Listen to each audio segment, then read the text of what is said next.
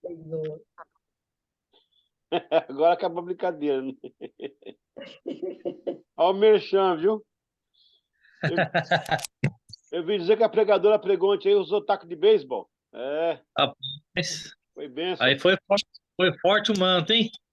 Foi, Aleluia. foi mesmo. Graças a Deus. Tá vendo, Pedro? Tem que aprender a pregar, Pedro. Tá aí, ó. Glória a Deus. Bola. Amém.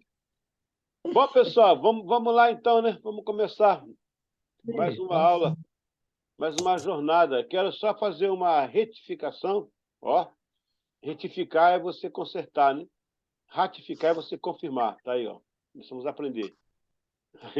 E retificar. Eu achava que tinha terminado já a matéria, tá tão feliz em ver mais vocês, mas Não, não, é só mais uma matéria, não. tem mais uma depois ainda. Ah, dá o teus pulos aí, dá o teus pulos aí, rapaz. A mim, eu não aguento mais me tocar, né? Mas aí a irmã Lucilene me corrigiu, né? Como sempre, né? A irmã Lucilene está corrigindo os outros, para cima e para baixo aí. Glória a Deus. Ô, Lucelene. Mas um prazer revê-los, mãe Mira, de volta às aulas, graças a Deus. Amém, pastor. Firme. Prazer é todo meu. Graças a Deus. Vamos então. Bom, pessoal, a nossa matéria se inicia hoje. A matéria que eu sei que o Adalberto está há muito tempo já esperando acontecer. Ela é muito boa, inclusive porque ela é a maior ferramenta do pregador, né? Essa matéria é para pregador, para pregadora, né? Essa matéria aí. Vocês estão ouvindo meu áudio? Estão ouvindo meu áudio? Ah. Eu troquei de fone. Dá para ouvir? Dá. Legal. Então, eu sempre estou, de vez em quando eu volto nela para reciclar, para entender, né? Porque senão, se você não tiver uma boa compreensão da matéria, você começa a trocar exegese por exegese, homilética por omelete, e aí você começa a fazer coisa que não deve. E hoje em dia, meu Deus, pessoal, pena que eu não estou vendo o pastor Cido hoje, mas eu queria parabenizar o pastor Cido pela preocupação de dar uma ferramenta aos obreiros, porque falta isso hoje, viu? O que tem de gente no púlpito, Pedro, só falando da abobrinha para cima e para baixo aí, não sabe nem manusear a Bíblia, né? Não sabe nem manusear a Bíblia. Então, é uma geração que precisa voltar a essas bases aí. Então, vamos falar sobre exegese, né? Junto com exegese, teremos hermenêutica também, que é uma complementação, homilética, que é a forma de fazer, e um pouco de ética também. Uma matéria muito completa, essa matéria aí. A gente vai do espiritual ao material, assim, em fração de segundos. Vamos abrir a apostila aí, quem trouxe, quem está com ela aí. Eu estou sempre. Tá sem, mano? Aí, Pessoal, amanhã na igreja eu vou levar as apostilas, tá bom? Beleza. pronto, perfeito. Bom, é para você ir para a igreja amanhã, então, gente. Tem que ir para a igreja amanhã. É Ok. amanhã culto das mulheres e dos Legal. homens. Deixa eu Amanhã. ver. Ah, não é culto, não, rapaz. Isso aí é só oração dos canela de fogo, rapaz. Olha, vamos ver aqui agora. Quando eu falo, vê se melhorou agora a aparência aí. Tá melhor, né? Ou Tá muito... bom. Muito bem. Vamos entender, então, o que é exegese. Apesar que você já sabe, tem uma noção. Inclusive, eu vi na casa do Pedro aí uma Bíblia bem exegética aí. Mas é bom a gente recordar aqui. O que é exegese? Exegese bíblica, né? Ela pode ser jurídica, ela pode ser vários anatômica. O que é exegese bíblica? De acordo com a etimologia da palavra, exegese vem do grego. Significa levar para fora. Então, quando você quiser levar alguém para fora, fala, vamos fazer uma exegese com você aqui, né? Para tirar a pessoa para fora. Sem graça, ninguém riu. É uma interpretação ou explicação crítica de uma palavra dentro de um texto, particularmente de um texto religioso. O termo foi tradicionalmente usado para exegese da Bíblia, mas, no uso moderno, exegese bíblica. É usado para dar mais especificidade, a fim de distingui-lo de qualquer outra explicação crítica mais ampla de qualquer tipo de texto. Então, exegese é trazer de dentro para fora, pegar uma palavra e trazer para fora. É uma ferramenta da hermenêutica. O que nós vamos notar aí em relação à hermenêutica é que, na verdade, a hermenêutica ela é uma complementação, né? A exegese, gente, ela vai trabalhar explicitamente a palavra. A hermenêutica ela vai abrir o contexto. A hermenêutica vai chamar historicidade, geografia, sintaxe, morfologia da palavra e outras coisas mais. Ela é muito mais ampla. Mas não se pode traduzir, não se pode interpretar um texto pela hermenêutica em si, tá? Ele tem que começar pela exegese. Eu vou dar um exemplo para você bem simples. Quando fala lá no Éden que a mulher, a Eva, ouviu uma serpente lá no jardim, a palavra jardim na Bíblia, ela tem dois sentidos, né? Aí por isso que vai entrar, você vai abrir o texto e pegar essa palavra. Então, naquele jardim especificamente, eu tinha até procurado aqui. Ali tem uma palavra que denota um jardim específico. Olha lá, o Pedro até pegou já a Bíblia ali. Se eu não me engano, Pedro, é Narras o nome que está aí, no jardim. Narras. Eu peguei da Bíblia do Strong. Então, Adalberto, quando fala assim, ó, jardim é particular, por exemplo, você pode fazer na sua casa um jardim dentro da sua sala aí, que é chamado de perbolado no Brasil, perbolado, ou uma área, né? Uma área verde na casa. Então, esse jardim, quem vai ter acesso é a família. É você, o Miguel e a gente. Ou um amigo que for aí, né? Um irmão que for aí, vai ver o jardim. É esse que a Bíblia fala. O jardim do Éden, ele é mais amplo. No caso, desculpa, o jardim do Éden é esse jardim. O Éden, ele é mais amplo. Ele dá também a conotação de jardim, porque tudo é jardim. Não é porque é tudo mato, é tudo jardim. Mas aquele jardim, por isso que a Bíblia fala que o diabo está ao derredor, não está ao redor. A Eva estava num local e a serpente estava no outro. A palavra serpente aí também, ela dá uma ideia da serpente sibilar. O que é serpente sibilar? Essa matéria é um pouco complicada, mas ela é profunda. O que é sibilar? É aquela serpente que talvez não a de hoje, mas tem uma de hoje que é bem igual, talvez daquela a gente não possa encontrar facilmente, mas as serpentes sibilares são aquelas que emitem sons diferentes. Imita vaca, por exemplo, imita boi. Tem serpente que imita boi. Ela é sibilar. Então, aquela serpente poderia ter, de certa forma, imitado uma voz humana, uma linguagem que Eva conhecesse. Eu não vou dizer aqui que Eva falava com os animais, né, porque é heresia. Já começou uma heresia, uma exegese aí. Há poucos tempos eu coloquei aí para vocês um vídeo de um cara pregando sobre o Éden, só falando besteira, mas muita besteira mesmo. Coisa assim absurda, absurda, absurda. Aí você vê o valor que tem uma mensagem. Ó, eu estou num texto só ainda, né? Você pegar a palavra jardim, era um jardim particular. E isso vai dar a ideia do Santo dos Santos, que é o local dentro do lugar santo, depois do átrio. Você viu como é que o Éden tem? Tem o jardim, que seria o Santo dos Santos, onde Deus estava, onde ele andou, o Éden, que era em volta, e o mundo inteiro. Quer dizer, o átrio, o lugar santo e o lugar santíssimo. Essa palavra, acho que é narras, se não me engano. Vou procurar aqui para colocar para vocês. Não é um jardim comum, é um jardim particular em que Eva esteve com Deus ali. E a serpente chegou perto, né?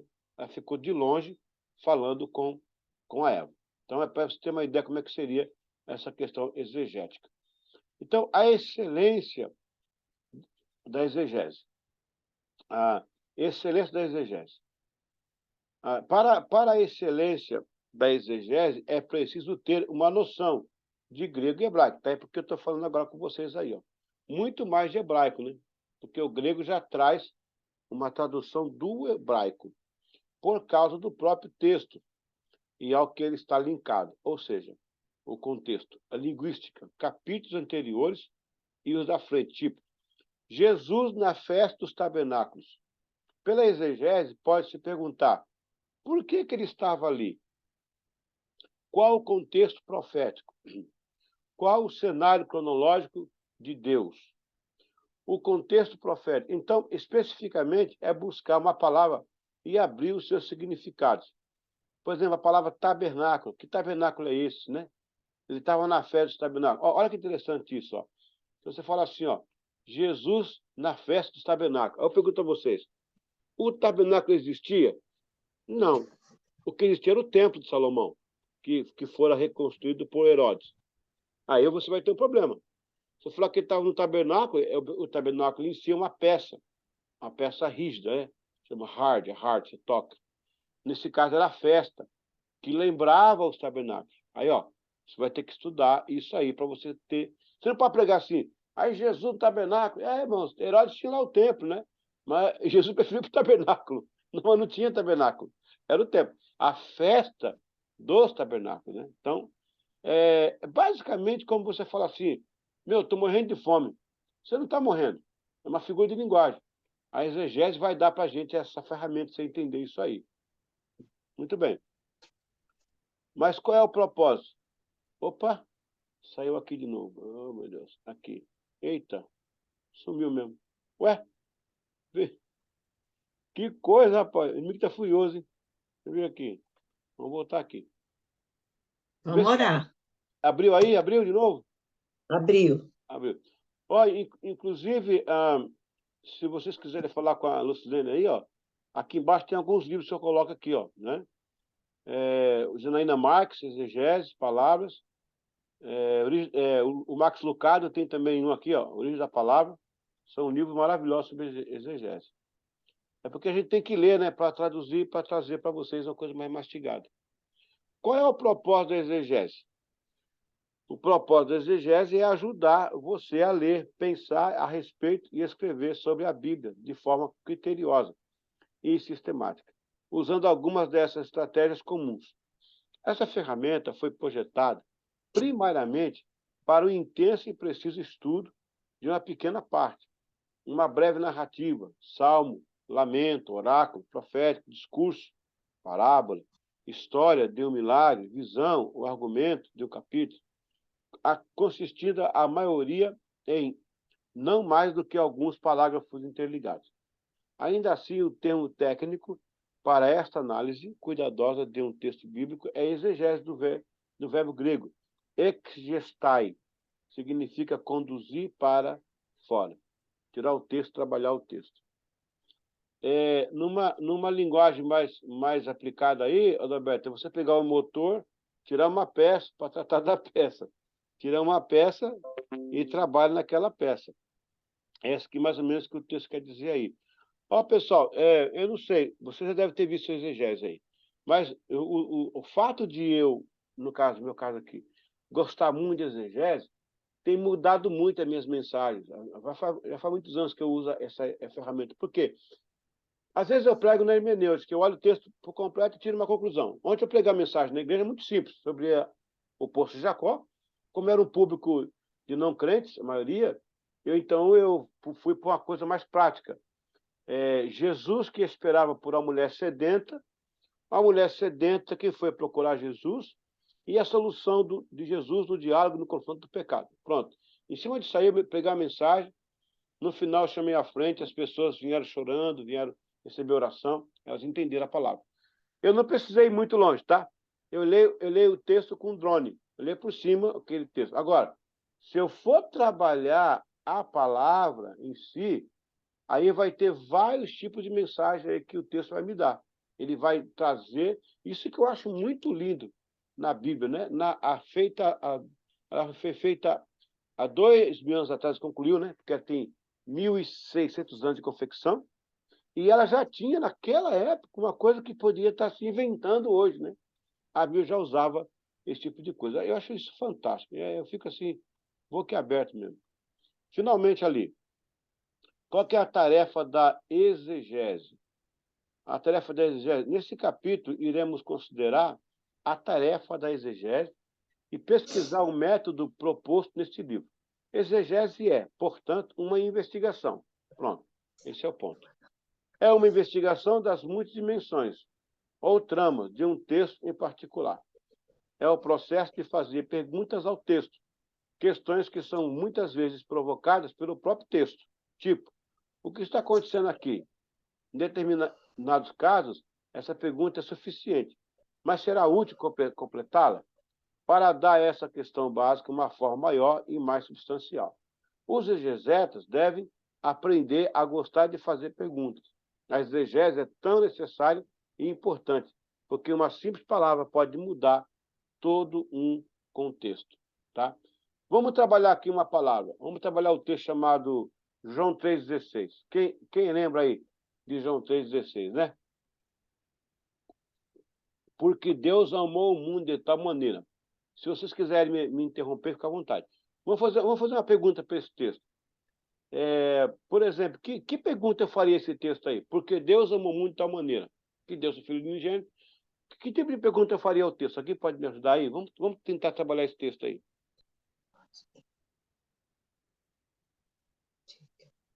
Tipo, eu faria uma pergunta assim. Se ele começa por... Pode falar, Roberto, pode falar. Não, vai lá, vai lá. Então, porque Deus amou o mundo, eu diria, o porquê tá respondendo a pergunta.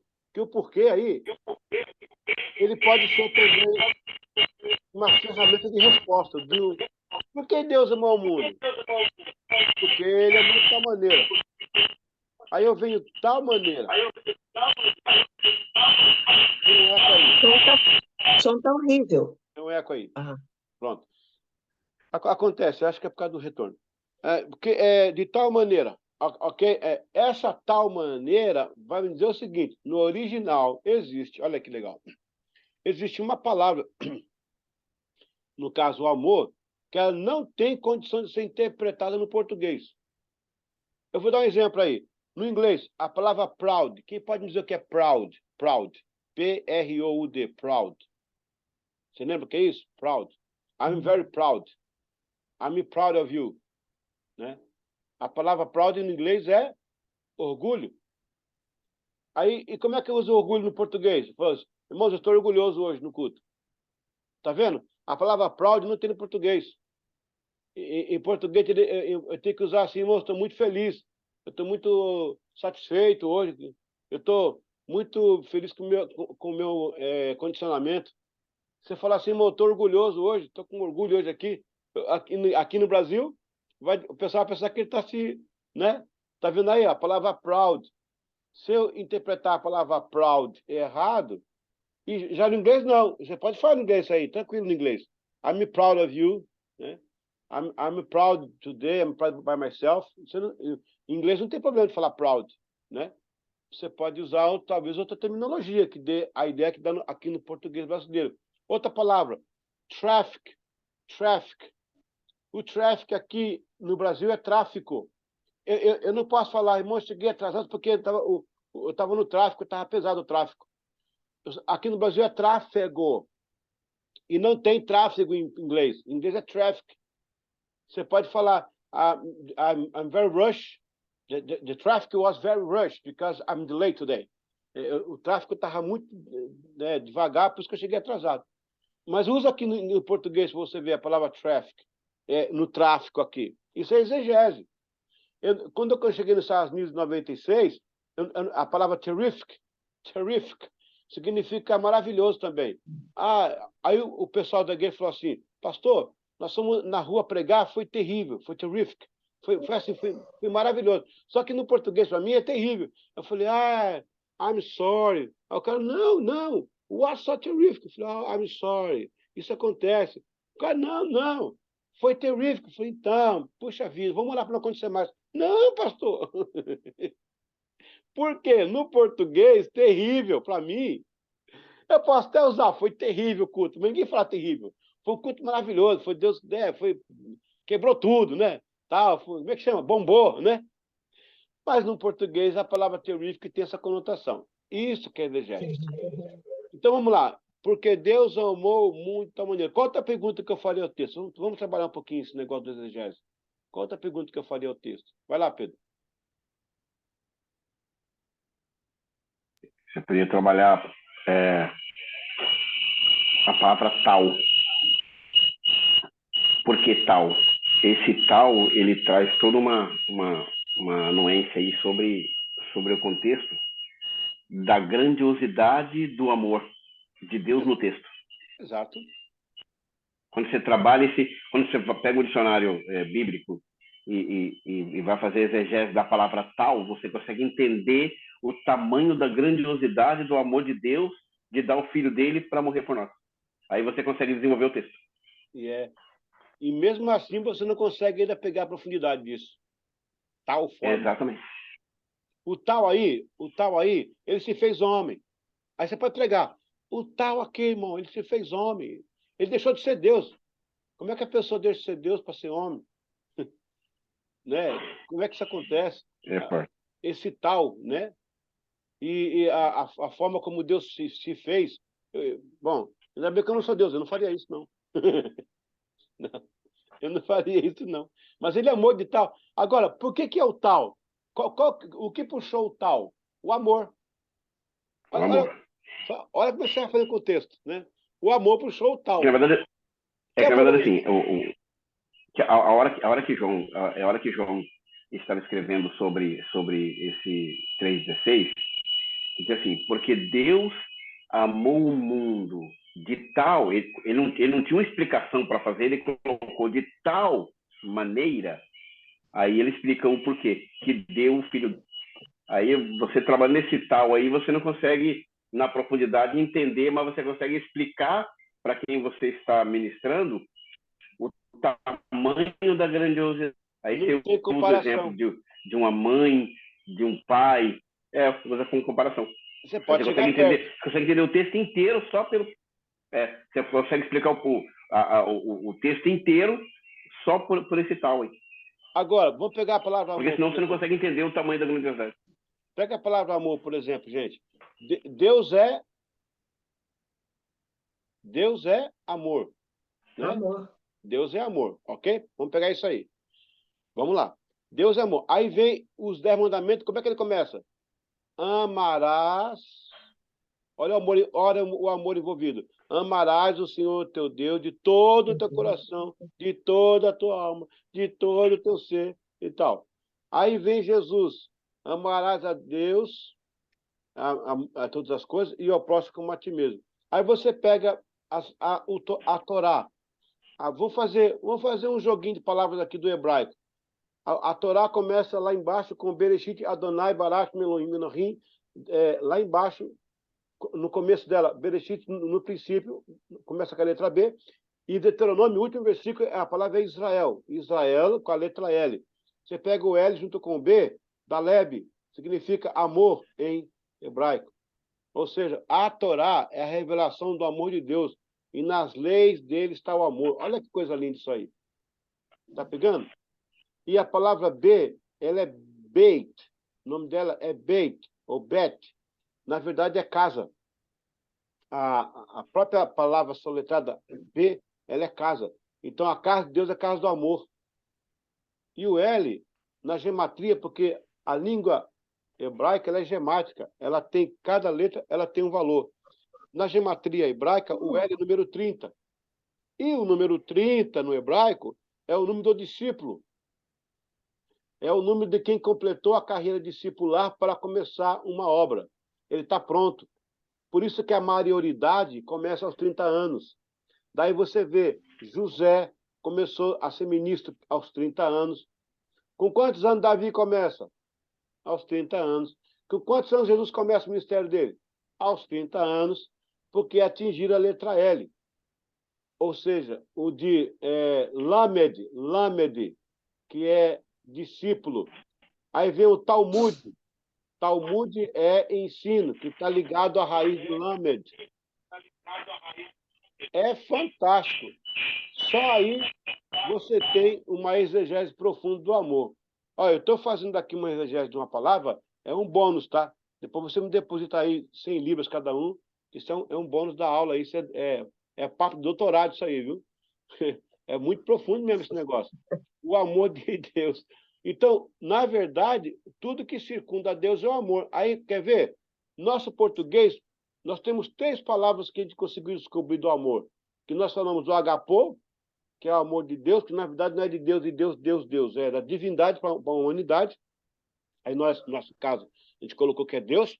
o Eros, que é o amor que eu tenho pelo Pedro, pelo Adalberto, né? Pela Geis, pela irmã Emília, pela irmã Silene, pelo pastor Cid, pela irmã pastor...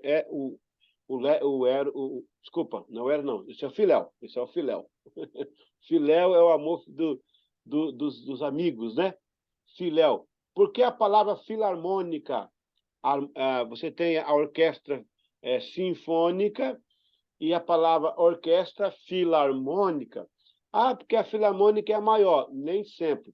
A filarmônica significa que há componentes de pelo menos 3 orquestras juntos. Quando você pega uma componente da Filarmônica de Berlim, de Nova York, a OSESP de São Paulo, e faz uma orquestra, você tem uma filarmônica, porque é filéu, de amigos, tá pegando? Quando é sinfônica, é uma orquestra só, e o sim, lá no original, significa sons. Fônico fônico, né? Você sabe como é que é. Então, o Eros é o amor que o homem tem pela mulher. Aí, no caso, o Adalberto pela Geis, né? O Pedro pela Lucilene, eu pela Vânia, e assim cada um tem esse amor eros. Mas aí, os gregos, Adalberto, eles descobriram, olha só, 18 palavras do amor. Olha como é pobre o nosso vocabulário. Os gregos descobriram 18 tipos de amor, entre eles o amor estorage. O que é amor storage? No português, aí no inglês, aí, storage. O que você põe no storage? Lixo? Não, nem sempre. No storage você vai guardar coisa mais ou menos legal. O lixo você põe no lixo, né? Storage, você mudou para uma casa menor, sobrou algumas coisas, você põe no storage. Agora, minha mudança que está aí na casa, uma parte dela, porque a gente não... o pessoal aí me ajudou para não ter que alugar storage, está pagando em Libra storage aí. A Ana Cláudia, com todo o coração, ofereceu uma parte lá do basement para colocar um pouquinho das minhas coisas lá. O storage, onde você guarda coisas que você tem preciosidade. A palavra storage está ligada ao amor de família. É o amor que eu tenho pelos meus filhos, o Pedro pelos dele, o Adalberto pelos filhos dele. Então, esse é o amor storage, o amor de família, que no caso envolve a esposa, envolve onde você guarda as coisas preciosas ali, né? Storage. Veja que interessante isso. Isso porque eu peguei a palavra amor, né? Porque Deus amou o mundo de tal maneira que deu. A palavra deu. Dádiva.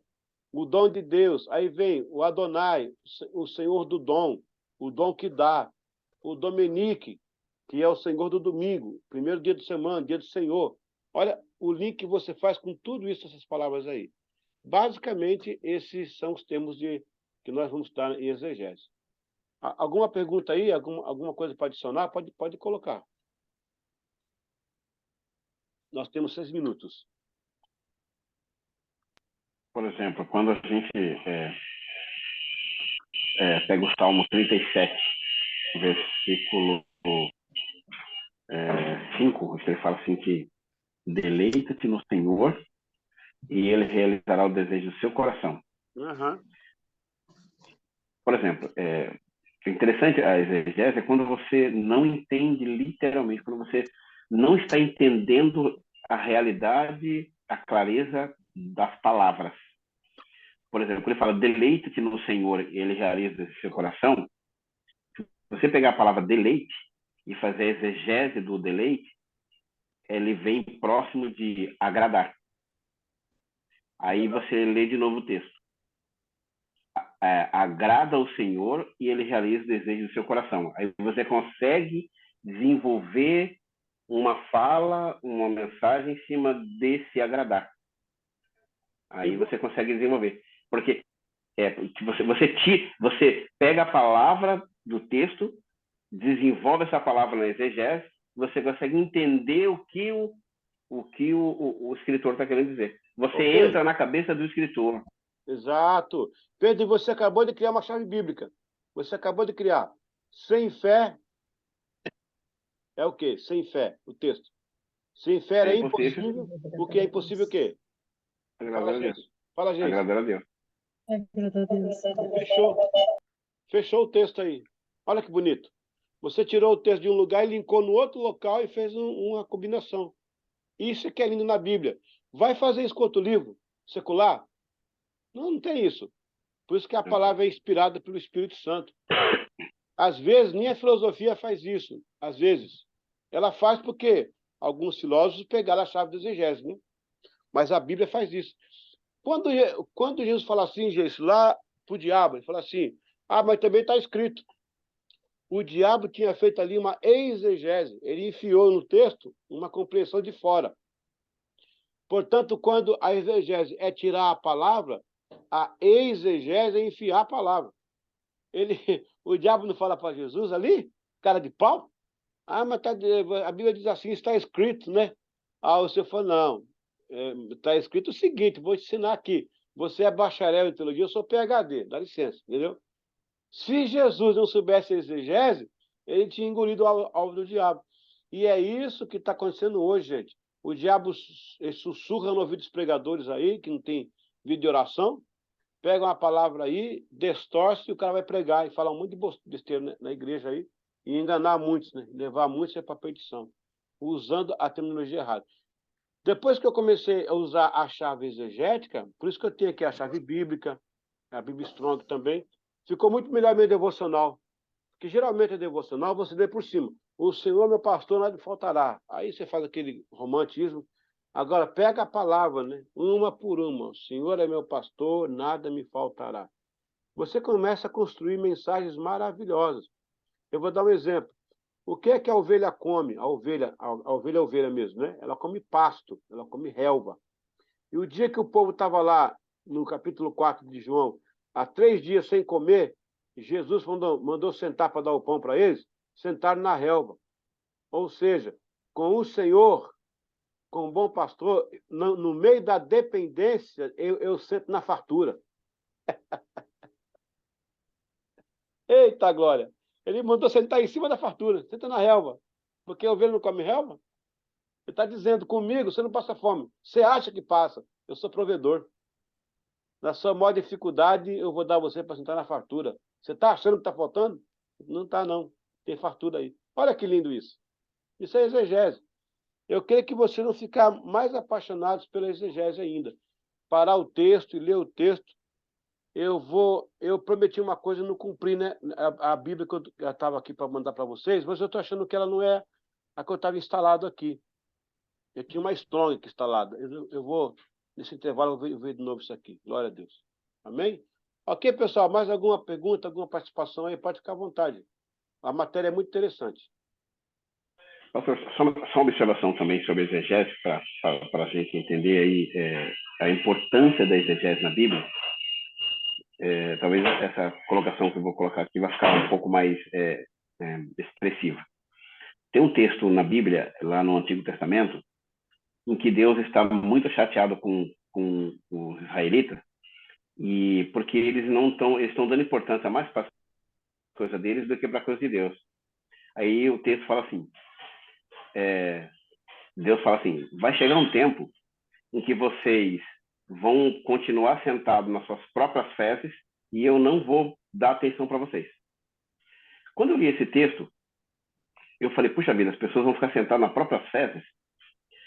Aí você pega a palavra fezes e pega o dicionário bíblico, não o dicionário Aurélio, porque não pode interpretar a Bíblia com o dicionário da língua portuguesa Aurélio. Tem que ser dicionário bíblico, porque a interpretação é outra. Fezes, no dicionário Aurélio, é excremento.